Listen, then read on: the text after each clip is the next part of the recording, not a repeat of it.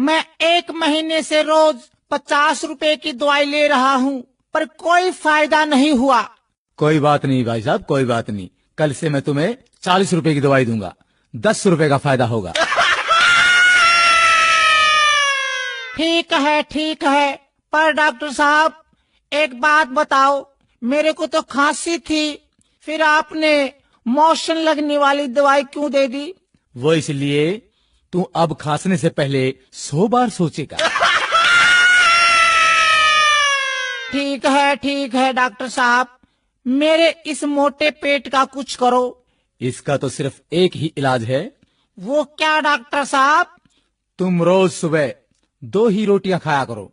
ठीक है, पर एक बात बता दो डॉक्टर साहब, ये 2 रोटियां खाने से पहले खानी है या खाना खाने के बाद में? ओहो, चल रोटियों को छोड़ो।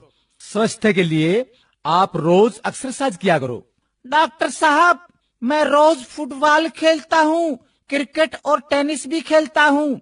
अच्छा ये बताओ, तुम रोज कितनी देर खेलते हो? जब तक मोबाइल की बैटरी खत्म नहीं हो जाती। ओहो, बड़े मूर्ख हो यार, तुम तो पागल हो गए हो। कैसे हुए? मैंने एक विधवा से शादी की, उसकी जवान बेटी से मेरे बाप ने शादी की, तो मेरी वो बेटी मेरी माँ बन गई। उसके घर बेटी हुई तो वह मेरी बहन हुई, मगर मैं उसकी नानी का शौहर था, इसलिए वह मेरी नवासी भी हुई। इसी तरह मेरा बेटा अपनी दादी का भाई बन गया, और मैं अपने बेटे का भांजा, और मेरा बाप मेरा दामाद बन गया, और मेरा बेटा अपने दादा का साला बन गया। और अबे चुप कर, मुझे भी पागल करेगा क्या?